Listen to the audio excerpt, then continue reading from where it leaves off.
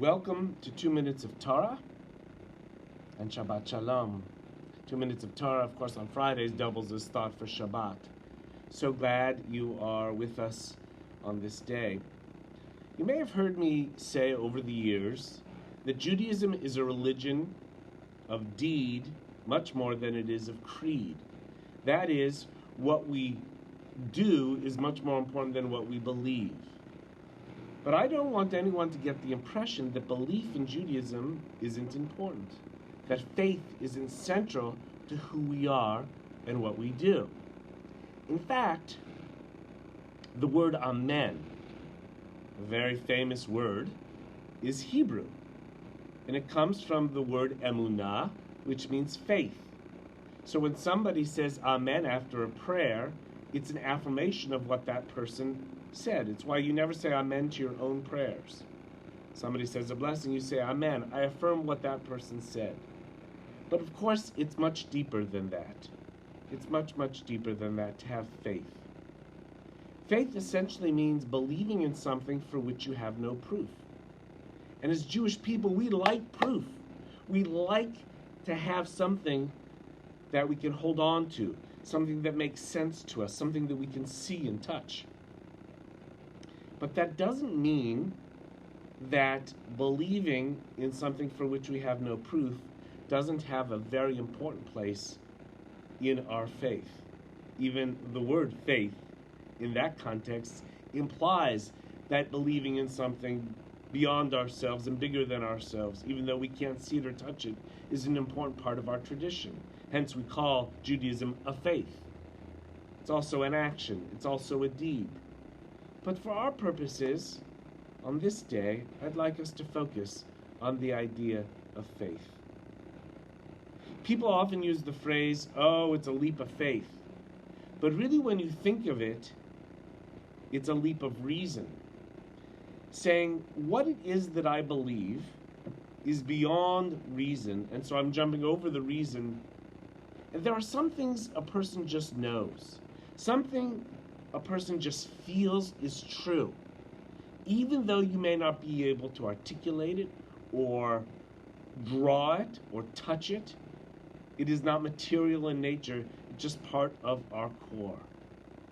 Some people might define that as spirituality.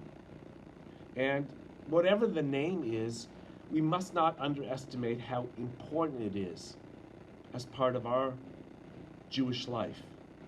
In fact, I would put often prayer in the realm of faith. Because during prayer, we're trying to connect with something that is kind of beyond what we see every single day.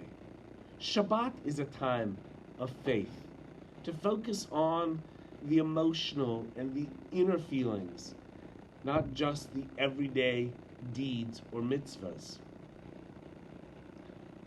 I would like to suggest to you that phrase from our prayer book: pray as if everything depended on God, and act as if everything depended on you.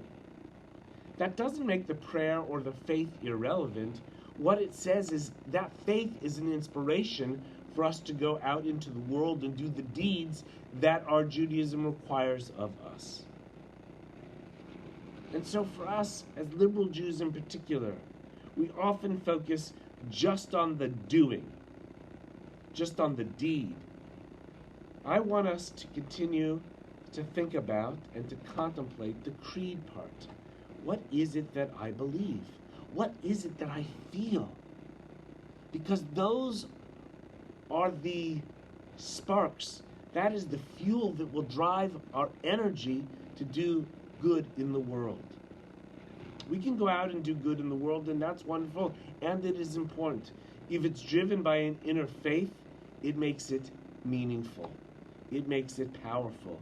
It takes it to a holy level.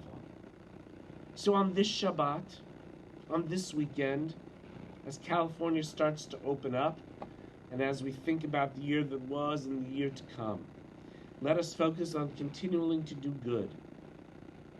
And at the same time, understand that for many of us, it's rooted in a faith where we jump over the reasons and we simply focus on the feeling and the sense of depth that it brings to us. And those two things in conjunction, action and faith, will help us get to higher planes of living. Amen. I have faith. I affirm what I just said is something that I believe. Friends, please join us tonight at 7:30 for Shabbat services.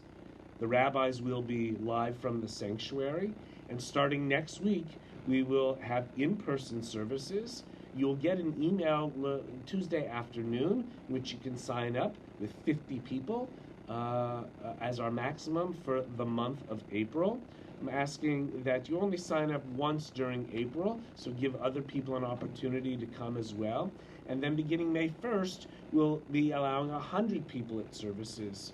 And then we are working out the protocols for June as well, which if the numbers continue to decrease in terms of COVID, that means they will markedly increase here at Temple. So slow and steady wins the race here. We want to make sure all of our protocols are practiced and put into place thoughtfully, and hopefully by the summer we will be enjoying one another's company without too many protocols or restrictions, but only those that keep us safe and keep us healthy. Once again, Shabbat Shalom, stay safe, be well, and have a Shabbat Shalom. Take care.